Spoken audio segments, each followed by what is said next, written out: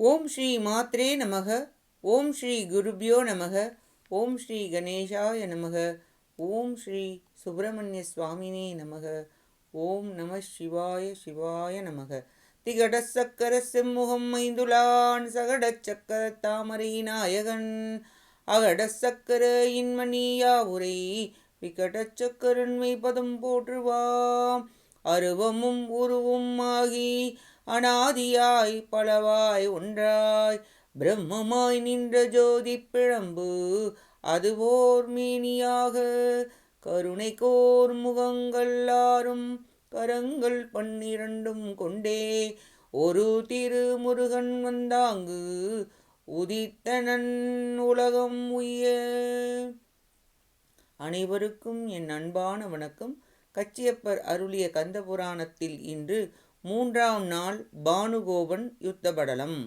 இப்படலம் 3ஆம் நாள் காலை பானுகோபன் மாயையிடமிருந்து மாயக்கணை பெற்று போருக்கு செல்லல், பானுகோபன் தூதனை அனுப்பி வீரபாகு தேவரிடம் அனுப்புதல், முருகப்பெருமானின் அருள் பெற்று வீரபாகு தேவர் தம் படையினருடன் போருக்கு செல்லல், அசுரர்களும் பூதர்களும் போரிடல், பானுகோபனும் வீரபாகு தேவரும் போரிடல், பானுகோபன் மாயக்கணையால் வீரபாகு உள்ளிட்ட வீரர்களை மயக்குமுற செய்து நன்னீர் கடலை அடைதல், நாரதர் அதனை முருகப்பெருமானிடம் தெரிவிக்க அவர் தம் வேலை அனுப்பி அவர்களை உயிர் பெற செய்தல் ஆகியவற்றை கூறுகிறது.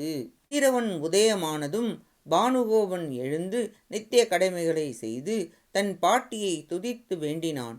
நினைத்த போது தோன்றும் மாயை உருகி துதித்ததால் வந்து அழைத்த காரணம் என்ன என கேட்க, ஆறுமுகனின் தூதனாக வந்த வீரபாகுவிடம் போரிட்டேன், துன்பம் அடைந்தேன், வலிமையை இழந்தேன், பழியையும் தோல்வியையும் பெற்றேன் என்றான். பானுகோபா, நீ வேதங்கள் கூறும் அறநெறியை விளக்கினாய், தேவர்களை சிறையில் அடைத்து ஒழுக்கத்தை அழித்தாய், தவங்களை குறைவுபடுத்தினாய், அனைவரிடம் பகை கொண்டால் எப்படி வாழ முடியும்?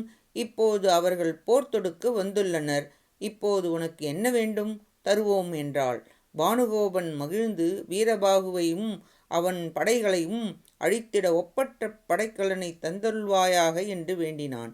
உடனே, நீ இப்படையை மறைவாக நின்று செலுத்துவாய், அனைவரின் உணர்ச்சியை அழித்து சுழல்காற்று போல் செயல்படும், இன்று வெற்றி உனதே எனக் கூறி தந்துவிட்டு மறைந்தாள். பானுகோபன் போர்க்கோலம் பூண்டு மிகுதியான படைகளுடன் ஆயுதசாலை சென்று பல தெய்வ படைக்கலன்களை எடுத்து கொண்டு போருக்கு புறப்பட்டான். இந்திரன் மகன் ஜெயந்தனிடமிருந்து வெற்றி பெற்று கிடைத்த தேரில் ஏறி அசுர வீரர்கள் சூழ 4 வகை படைகளுடன் போர்க்களத்திற்கு சென்றான். பானுகோபன் வீரபாகு தேவரிடம் ஒரு தூதனை அனுப்பினான்.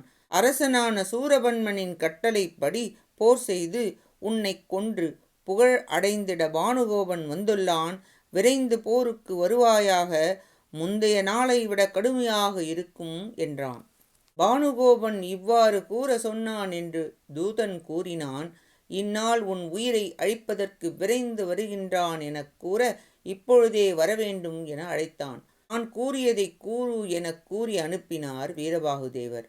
முருகப்பெருமானின் 2 திருவடிகளையும் பணிந்து வணங்கி நிகழ்ந்தவற்றை கூறினார். முதல் நாள் போருக்கு சென்றது போலவே செல்வாயாக, வஞ்சகமாக அவன் மாயை செயல்கள் செய்தால் தூய்மையான நம் வேலாயுதம் விரைந்து வந்து அதனை நீக்கும் என்று திருவாய் மலர்ந்தருளி அனுப்ப விடைபெற்று சென்றார். 1,00,000 வீரர்களும் படைத்தலைவர்களும் வீரபாகு தேவர் தம் தேரிலும் தம்பியர்கள் அவரவர் தேர்களிலும் பானுகோபன் வந்துள்ள போர்க்களத்திற்கு சென்று சேர்ந்தனர். அசுரர்களும் பூதர்களும் கடும் போர் புரிந்தனர். முரசு போன்றவை பேரொளிகள் எழுந்தன. பலவிதமான ஆயுதங்களை பயன்படுத்தி தாக்கினார்கள். பூத வீரர்கள் அசுரர்களை பிடித்தனர், அடித்தனர், பிளந்தனர், ஒடித்தனர், உருட்டினர், தாக்கினர், ஒடுக்கினர். ஆமிசத்தை புசிக்க பறவைகள் நிரம்பின. அசுரப்படை மிகுதியாக அழிந்தது. யானைகளையும் குதிரைகளையும் சுழற்றி எறிந்தனர். 1,08 வீரர்களும் அம்புமழை பொழிந்தனர். அசுரப்படைகள் சிதறி அஞ்சியதை பார்த்த பானுகோபன் வீரபாகு தேவருடன் போர் புரிய ஆரம்பித்தான். வில்லை எடுத்தான். நானொடி எழுப்பினர். பல கோடி பேரிடிகளைப் போல் நானொடி ஒளி எழுப்பினர். 8 திசைகளிலும் சென்று சுழன்று இருவரும் போரிட்டனர். தேர் அழிந்தது. பானுகோபன் வேறொரு தேரில் ஏறி மீண்டும் வந்தான். தூதனே, உன் வன்மையை நான் அழிப்பேன் என சினந்து கூறி தொடர்ந்து வெள்ள கணக்கில் போர் தொடுத்தான். பஞ்சபூத கணைகளையும் கொடிய விடமுடைய நாகாஸ்திரமும் செலுத்த நந்திக்கணையை தொடுத்து கோடிக்கணக்கான காளி வடிவில் வந்து அழித்தது. யமப்படை பிரம்மாஸ்திரம் திருமால் படையை விட வீரபத்ர சிம்புல் பறவை வடிவமாக அழித்தது.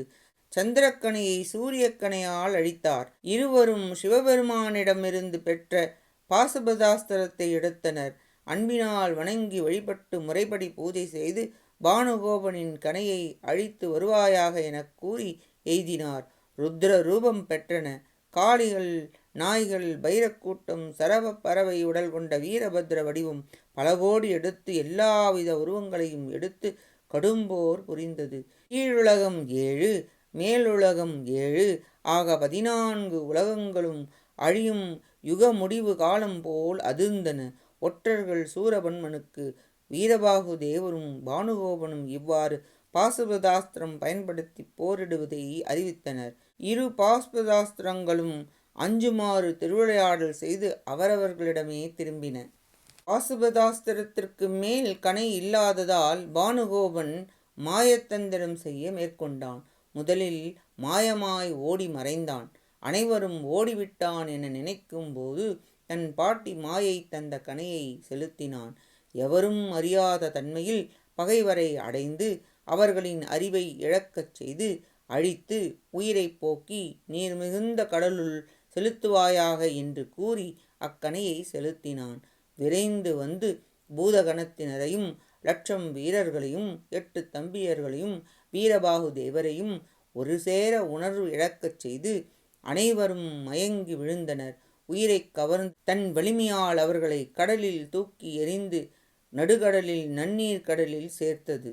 அகலாமல் பாதுகாத்து வந்தது. வானத்திலிருந்து பானுகோபன் இதை பார்த்து வீரபாகு அழிந்தான், பூதகணத்தினர் மற்ற அனைவரும் அழிந்தனர் என சிரித்து கொண்டு மிக்க மகிழ்ச்சியுடன் சூரபன்மனைக் கண்டு வணங்கி நடந்தவற்றை கூறினான். அனைவரையும் வென்று அவர்களின் உயிரை பருகி ஆழ்கடலில் நடுவில் வீழ்த்திவிட்டேன். ஆதலால் இனி கவலை கொள்ளாதீர்கள். நாளை பாடி வீட்டை சூழ்ந்து ஆறுமுகனையும் வென்று திருமால், பிரம்மா, இந்திரன் ஆகியோரை பிடித்து கொண்டு வந்து உம்மிடம் ஒப்படைப்பேன் என்றதும் சூரபன்மன் மிக்க மகிழ்ச்சி அடைந்தான். தோள்களை உயர்த்தினான். உடலில் மயிர்கூர்ச்செறிந்தன.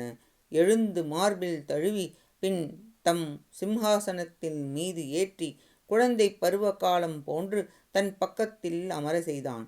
தந்தையர்கள் இனிமையுடன் சிறந்து விளங்குவது அவர்கள் மைந்தர்கள் தங்கள் குடும்பத்தை காக்கும் பொறுப்பு ஏற்ற பின் அல்லாமல் வேறு எதனாலும் அன்று என்று கூறி அசுர நெறியை காப்பாற்றினாய். சிறு வருத்தம் இனி இல்லை என்றான் சூரபன்மன். அன்று சிவபெருமானால் அனைத்தையும் நான் பெற்றேன். இன்று இவை யாவும் நீ கொடுக்க நான் பெற்றவனாகிறேன் என்றான். வீரக்கள் வரவழைத்து தானே நல்ல முறையில் அணிவித்தான். முன்பு நீ கூறியதைப் போல் ஆறுமுகனையும் பகைவர்களையும் போருக்கு சென்று அழித்திடுவாயாக என்றான். தந்தையே, அப்படியே செய்கிறேன் என்றான்.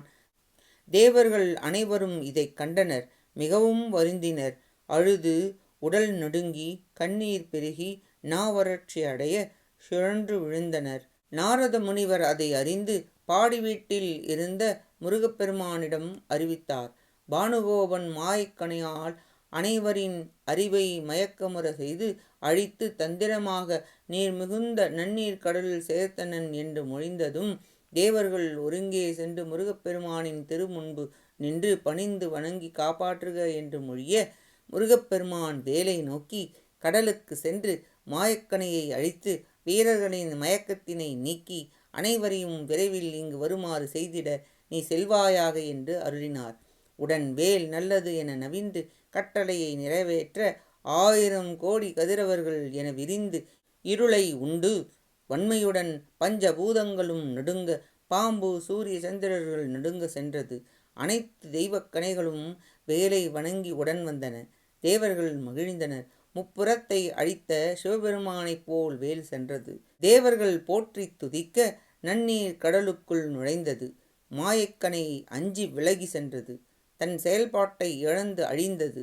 வருணதேவன் 3 முறை வணங்கி பானுகோபன் மாயக்கணையால் இவ்வாறு செய்தான் என்று கூறி அதனுடைய கடமையை செய்து என்னிடத்தில் இருத்தினான் என்றார். கடல் தலைவனான வருணதேவன் வேலை வணங்கி தன் நிலைமையை பணிந்து வணங்கி தெரிவித்தான்.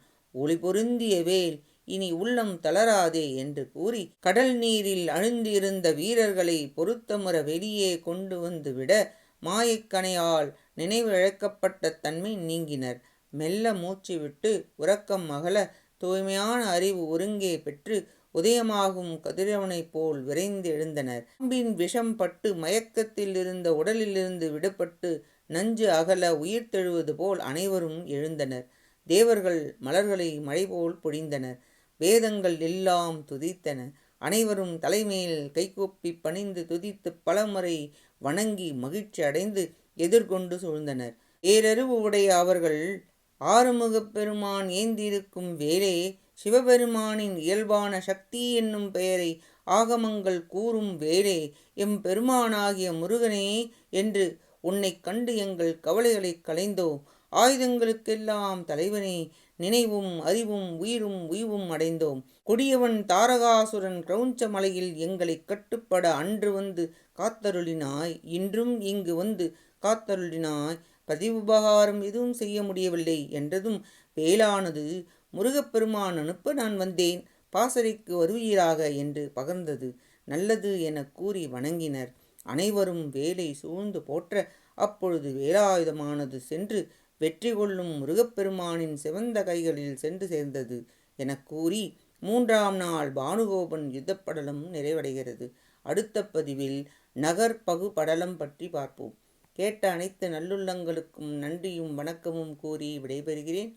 மூவிரு முகங்கள் போற்றி முகம்பொழி கருணை போற்றி ஏவரும் துதிக்க நின்ற ஈராறு தோள்கள் போற்றி காஞ்சி மாவடி வைகும் செவ்வேல் மலரடி போற்றி அண்ணான் சேவலும் மயிலும் போற்றி திருக்கைவேல் போற்றி போற்றி. ஆறிரு தடந்தோள் வாழ்க, ஆறுமுகம் வாழ்க, வெப்பை கூறுசை தனிவேல் வாழ்க, குக்குடம் வாழ்க, செவ்வேள் ஏறிய மஞ்சை வாழ்க, யானைத்தன் நனங்கு வாழ்க, மாறிலா வள்ளி வாழ்க, வாழ்க சீரடியாரெல்லாம். வான்முகில் வழாது பெய்க, மலிவலம் சுரக்க, மன்னன் கோன் முறை அரசு செய்க, குறைவிலாது உயிர்கள் வாழ்க, நான் மறை அறங்கள் ஓங்க, நற்றவும் வேள்வி மல்க, மேன்மை கொள் சைவ நீதி விளங்குக உலகம் எல்லாம். வெற்றிவேல் முருகனுக்கு அரோஹரா. காஞ்சி குமரகோட்ட முருகனுக்கு அரோஹரா. நன்றி, வணக்கம். வேலும் மயிலும் துணை. ஓம் சரவணபவ முருகாச்சரணம். திருச்சிற்றம்பலம்.